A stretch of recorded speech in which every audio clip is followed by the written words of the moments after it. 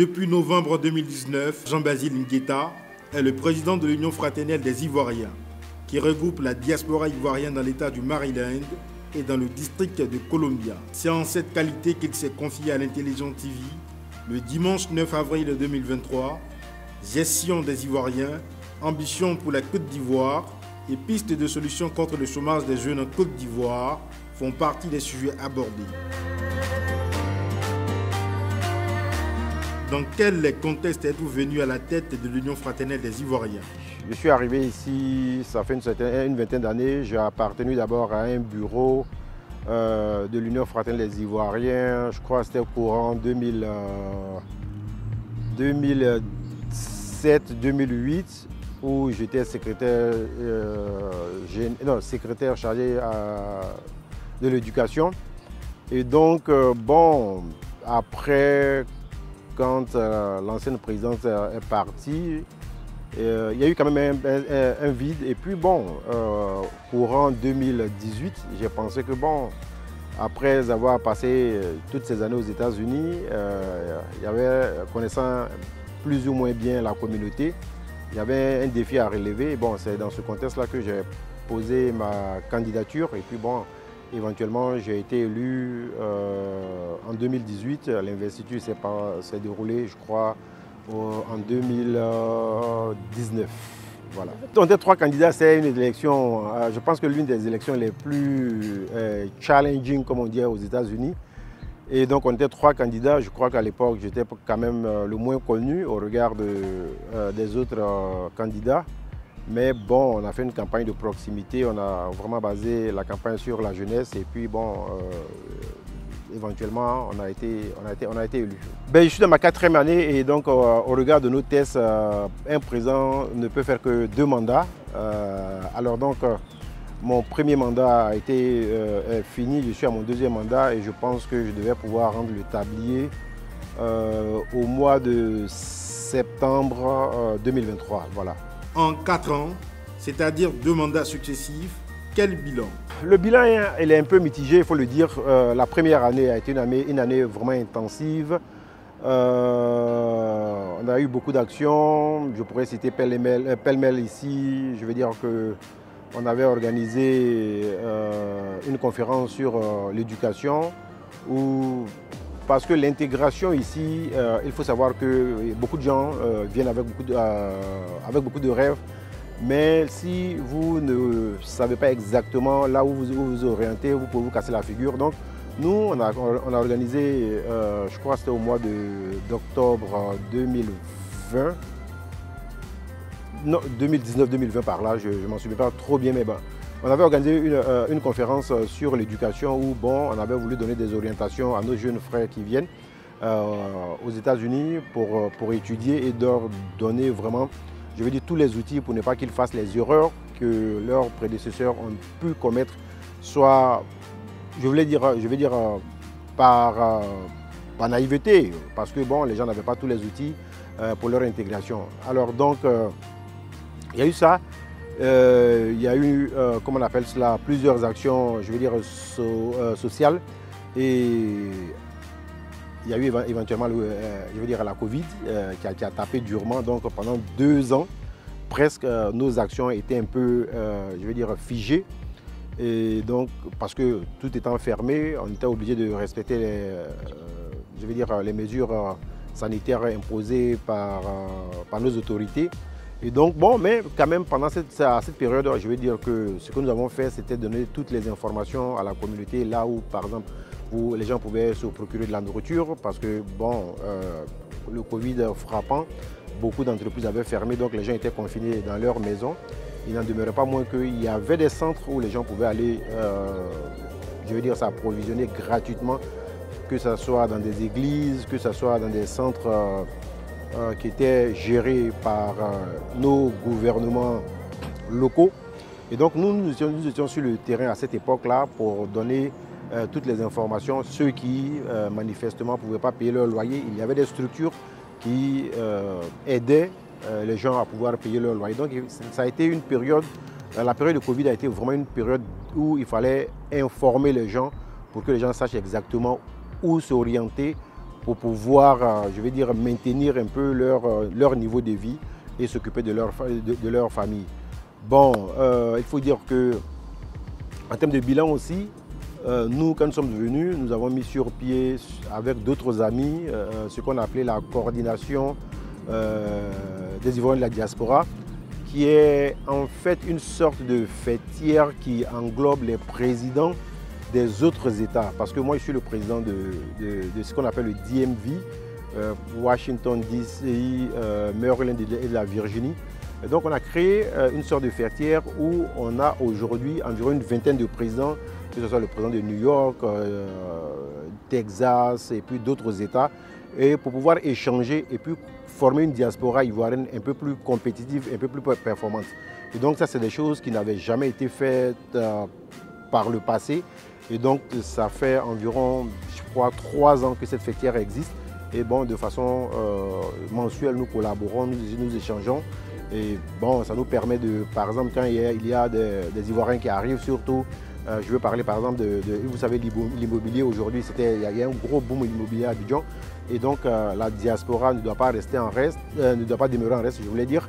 Il se trouve que nous sommes approchés de plus en plus par des compagnies immobilières qui font des offres à la diaspora. Et donc cette information ne doit pas demeurer seulement au niveau de Washington. On essaie, dans ce que nous appelons le CDI, le Conseil de la diaspora ivoirienne, on essaie d'initier cette information à travers tous les États-Unis. Donc il y a beaucoup d'actions comme ça que nous menons en fait. Comment est organisé votre bureau exécutif? Ben, nous sommes une dizaine. Il y a, comment on appelle ça, il y a le président, il y a le vice-président, il y a un secrétaire général, il y a un secrétaire, je veux dire, aux finances, à l'éducation, à la culture. Donc c'est un peu, je veux dire, environ une dizaine de personnes. Comment se fait l'insertion d'un Ivoirien arrivé aux États-Unis clandestinement? Oui, il se trouve qu'aujourd'hui, il y a beaucoup de voies, n'est-ce pas, pour pouvoir rentrer aux États-Unis. Il y a des gens qui, je ne connais pas tous les chemins clandestins que les gens prennent. Ben, il n'en demeure pas moins qu'on sait que de chaque jour que Dieu fait, on reçoit de nouveaux jeunes qui arrivent. Ce que je veux dire aux gens, c'est qu'il ne faudrait pas que les gens se méprennent. C'est vrai que nous tous, qu'on était, n'est-ce pas, en Côte d'Ivoire, on avait toujours rêvé des États-Unis. Mais il y a eu beaucoup de choses qui ont changé depuis je veux dire, ce qu'on appelait September 11, lorsqu'il y a eu l'attaque terroriste ici. Beaucoup de choses ont changé et l'Amérique d'il y a 20 ans, ce n'est pas l'Amérique d'aujourd'hui. Alors donc, tout est informatisé. Si vous venez trouver un boulot, c'est super difficile, surtout quand vous n'avez pas les papiers. Trouver un logement, celui qui vous accueille, parce que bon, vous devenez une charge pour la personne qui vous accueille, d'autant plus que vous ne travaillez pas. Alors donc, dire aux jeunes gens que c'est vrai, moi je ne peux pas en tant que président dire aux gens de ne pas tenter l'aventure, je sais pas ce que je suis en train de dire, mais pour dire qu'il ne faudrait pas que les gens pensent que lorsqu'ils vont arriver, je veux dire les dollars c'est sur les arbres et que bon, la vie sera vraiment facile. Ce n'est pas tout à fait cela. C'est extrêmement difficile ici, vous ne travaillez pas, vous ne pouvez pas manger. Et puis bon, je veux dire l'hébergement, ça coûte extrêmement cher. Mais bon, ceux qui arrivent, je pense que nous, au niveau de notre organisation, on n'est pas une structure pour héberger des clandestins. Ça, il faut que ce soit clair, parce que bon, on ne peut pas faire la promotion de cette aventure au regard de nos statuts et règlements. Mais je pense que quand on a des frères qui sont en détresse, au regard de nos moyens, on fait un effort pour pouvoir, leur venir en aide. Parce que c'est contre la loi que c'est ce qu'on pourrait appeler human trafficking, le trafic humain. Le trafic humain, c'est pas seulement, quand on a vous envoyé des femmes ou bien des enfants, que ce soit des prostituées ou bien pour les hommes, vous envoyez des gens pour travailler. Le trafic humain, c'est tout ça. Si vous envoyez quelqu'un de façon clandestine et que la personne, dans le but de travailler, vous faites partie de ce qu'on appelle, c'est un trafic humain. Et ça, c'est condamné par la loi. Et nous, en tant qu'autorité communautaire, on ne peut pas promouvoir cela. Quel message à l'endroit des jeunes qui nourrissent le rêve américain depuis la Côte d'Ivoire? Moi, je pense qu'il ne faut pas... Chacun peut rêver. de venir, mais il faut venir préparer mentalement. Les États-Unis, ce n'est pas physique, c'est mental. Vous comprenez? Et il faut venir préparer mentalement parce que il ne faudrait pas se fier à ce que les gens, ceux qu'on appelle abusivement les benguistes, qui sont de passage à Abidjan, viennent vous montrer. Ce n'est pas ça les États-Unis. Les États-Unis, c'est autre chose que, je veux dire, ce qu'on peut voir à la télévision, ce qu'on peut voir, comment on appelle ça, je veux dire, à travers les gens de la diaspora qui viennent pour 2 ou 3 semaines, au plus 1 mois. Bon, voilà, quelqu'un a travaillé 2 ans, 3 ans, il a cotisé un peu d'argent, il peut venir flamber ça à Abidjan et puis bon, faire le bouquin. Mais c'est un peu plus compliqué que cela. Donc, ce que je veux dire, je veux que les gens qui aspirent à venir aux États-Unis sachent qu'il y a des challenges. Il y a des challenges. La première des choses, c'est la barrière de la langue. Parce que nous, on vient de pays francophones, ici c'est l'anglais. Alors donc, l'adaptation, l'intégration linguistique prend vraiment du temps. Vous comprenez? Et donc, ça, c'est des choses qui, au niveau du boulot, peut constituer, ou bien constituer éventuellement un frein, parce que la langue de travail ici, c'est l'anglais.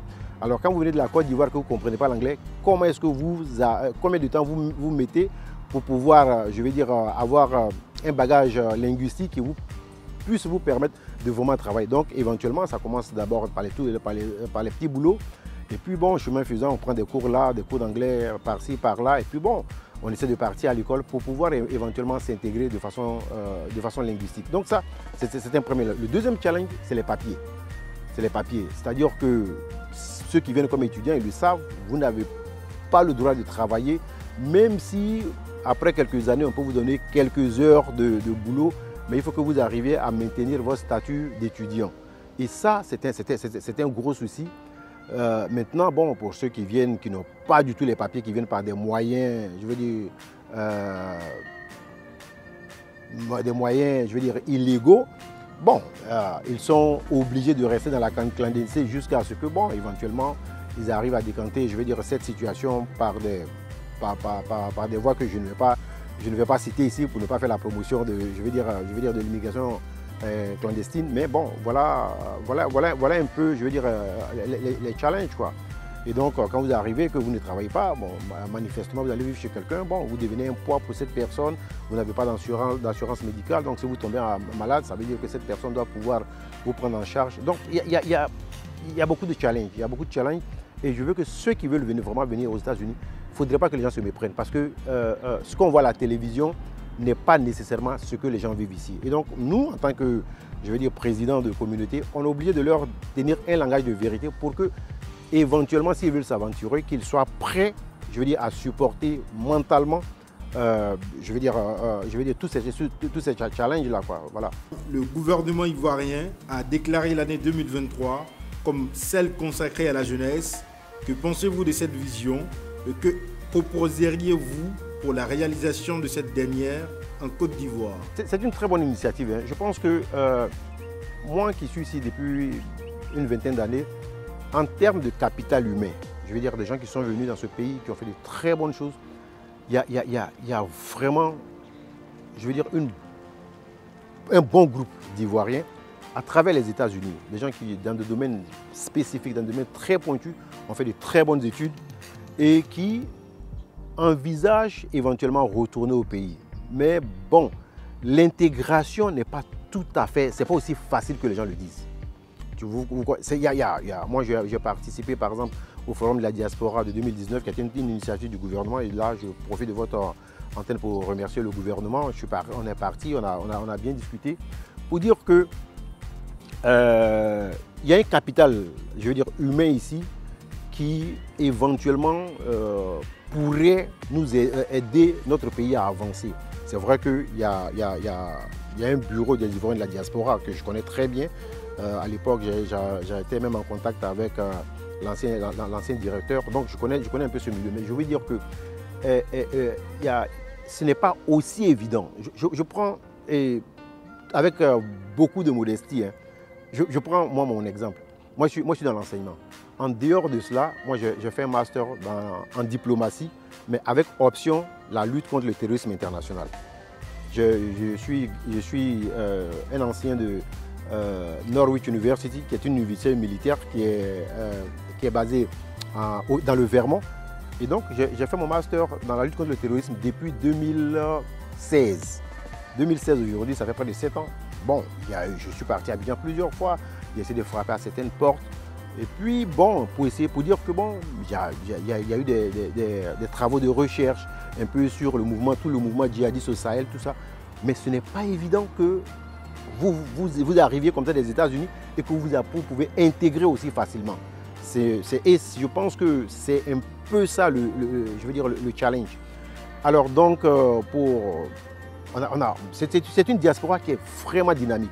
C'est une diaspora qui est dynamique, qui va à l'école. Il y a beaucoup de gens qui sont instruits ici, mais qui manifestement vont à Abidjan, ils reviennent après, et puis bon, ils se disent, bon, écoutez, je prends la décision de rester aux États-Unis, et puis bon, de servir les États-Unis. Là où ils auraient pu servir, je veux dire, la Côte d'Ivoire. Donc, je sais que le bureau existe, comme je le dis, je ne veux pas personnaliser cette interview, mais c'est de faire en sorte que les choses soient un peu plus flexibles pour que ceux qui veulent éventuellement rentrer, je veux dire dans des domaines spécifiques, il y en a qui sont rentrés, ça il ne faut pas le dire, hein, je ne dis pas que c'est figé, il y en a qui sont rentrés, mais ce n'est pas aussi facile qu'on le pense. Il y en a qui vont, qui reviennent, qui vont, qui reviennent. Mais nous avons une jeunesse vraiment de la diaspora assez dynamique qui, je veux dire, qui est en contradiction avec ce que nos grands frères avaient fait par le passé. C'est des gens qui viennent, qui vont à l'école, qui font le master, le doctorat et tout ça, et qui, malheureusement, au lieu de servir la Côte d'Ivoire, je veux dire, prennent la décision de rester ici. Pas parce qu'ils n'ont pas envie, mais au regard de, je veux dire, quelques contraintes que j'ai évoquées ici tout à l'heure. Ben, et c'est le lieu de remercier, je veux dire, notre actuel ambassadeur, son Excellence Ibrahima Touré, qui est en train de créer, je veux dire, une sorte de, je veux dire, d'annuaire, si on peut le dire ainsi, où on va répertorier tous les talents. Vous comprenez? Pour que le gouvernement sache exactement que, bon, écoutez, si éventuellement j'ai besoin de, je veux dire, d'un expert dans tel domaine, on peut regarder à travers la diaspora, on dit, ah écoutez, il y a un tel qui a fait, je veux dire, dont le profil s'apparente à ce que nous recherchons, le contacter, chose. Et donc ça, c'est un document sur lequel l'ambassade travaille. Nous avons été contactés pour cela. Et donc, on va mettre ça sur pied pour pouvoir, n'est-ce pas, je veux dire, faire des propositions, je veux dire, au gouvernement. En fait, c'est vraiment de faciliter l'intégration de la diaspora, je veux dire, dans le développement de la Côte d'Ivoire. Parce que ce qui se passe, c'est que les gens surestiment un tout petit peu le pouvoir d'achat de la diaspora. Les gens pensent que tout doit se faire en termes d'investissement. Ce n'est pas tout à fait vrai. Vous comprenez, les gens viennent ici, ils achètent une maison aux États-Unis, à Washington, une petite maison, c'est près de 200 millions de dollars, 200 millions de francs CFA, 400 000 $.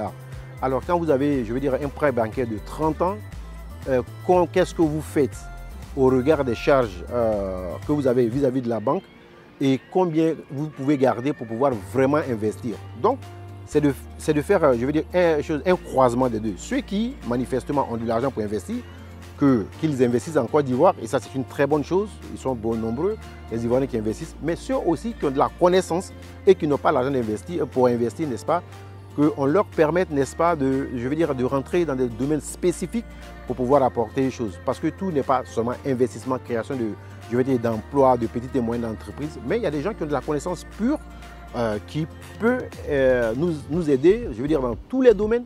Aujourd'hui, on parle d'intelligence artificielle. Il y en a beaucoup aujourd'hui qui sont dans ce domaine-là aux États-Unis, qui peuvent aider, je veux dire, notre pays aussi, je veux dire, à être émergent dans ce domaine de la connaissance, je veux dire, artificielle. Alors donc, c'est un peu, ça doit être un mélange des deux, de ceux qui peuvent investir et, n'est-ce pas, de ceux qui, n'est-ce pas, ont de la connaissance et qui veulent proposer des choses à leur pays. C'est bientôt les municipales en Côte d'Ivoire. Quel message en tant qu'un représentant de la diaspora ivoirienne aux États-Unis? Vous savez, nous, on a un slogan qui n'a pas varié. Hein. On a un slogan qui n'a pas varié depuis 2018, quand on faisait campagne. C'est de bâtir une communauté de destin. Ça, partout où nous parlons de... Je veux dire qu'au-delà de la cohésion sociale, lorsqu'on finit de bâtir la cohésion sociale, le next step, comme on le dit en anglais, c'est la communauté de destin. Pour dire que vous soyez aux États-Unis, que vous soyez en France, en Angleterre, la Côte d'Ivoire est d'abord là où notre cœur se trouve. Nonobstant le fait qu'on ait la nationalité américaine, qu'on respecte bien, on est content d'être américain, c'est vrai, ça nous permet de voyager un peu partout dans le monde sans visa, je veux dire, ou bien bon, sans contraintes réelles, mais il n'en demeure pas moins que lorsqu'il y a des problèmes en Côte d'Ivoire, nous avons des problèmes aux États-Unis. Donc ce que nous voulons donner comme conseil, je veux dire à tous les politiciens, quel que soit leur bord, c'est de préserver la paix. Il n'y a rien d'autre que cela. Et donc nous, c'est le message que nous faisons passer dans notre communauté ici. Nous avons quitté notre pays, on est venu ici, on estime aujourd'hui à 50 000 les Ivoiriens qui vivent aux États-Unis. Nous sommes tenus de bâtir ici aux États-Unis une communauté de destin. C'est-à-dire que votre problème est mon problème. Le problème de l'autre est mon problème. On peut ne pas s'accorder sur les idéologies politiques, chacun peut avoir ses convictions, on est d'accord là-dessus. Même aux États-Unis, ils ne sont pas d'accord. Ils sont des pays de très grande démocratie, ils ne sont pas d'accord. Mais il n'en demeure pas moins que lorsque les gens voient le drapeau américain, on laisse tomber les problèmes de chapelle politique pour regarder ce grand drapeau. Et il faut que nous aussi, nous arrivions à nous sublimer pour arriver, je veux dire, à cet état de conscience où, quand on voit le drapeau orange, blanc, vert, on se dit, c'est là que se trouve notre intérêt, c'est là que se trouve notre cœur. Et puis, bon, préserver nos acquis. Votre mot de fin. Ben, je voulais vous dire merci. Merci à votre chaîne de télévision qui me fait l'honneur, je veux dire, de parler un peu de la diaspora. Ce n'est pas évident qu'on trouve, je veux dire, des médias ivoiriens qui viennent jusqu'aux États-Unis pour s'imprégner des réalités américaines. Et donc pour cela, vraiment, au nom de la communauté ivoirienne, au nom de l'ambassadeur Ibrahima Touré, je voulais vraiment vous dire merci, vous féliciter d'avoir fait le déplacement depuis Abidjan jusqu'aux États-Unis et dire que, bon, voilà, il y a une communauté dynamique vraiment aux États-Unis, des jeunes gens qui sont venus, qui ont étudié, pour qui sont des ingénieurs, pour d'autres, je veux dire, sont dans diverses activités, vous allez les retrouver un peu partout, que ce soit dans le privé, dans le gouvernement. Donc une communauté super dynamique qui, je veux dire, essaie de créer une certaine famille et faire en sorte que les problèmes politiques ne nous atteignent pas vraiment parce que quand même nous sommes à près de 15 heures de vol d'avion d'Abidjan et donc nous faisons un effort vraiment pour pouvoir faire passer dans cette communauté ivoirienne ce message de paix, ce que j'appelle bâtir la communauté de destin. Vraiment merci pour cet entretien, je suis ravi d'avoir partagé, je veux dire, ma vision et partager avec vous ce que nous vivons ici dans notre petit DMV. Et donc, ça a été vraiment un plaisir, des moments intenses d'échange. Je voulais vraiment vous dire merci au nom de la communauté ivoirienne.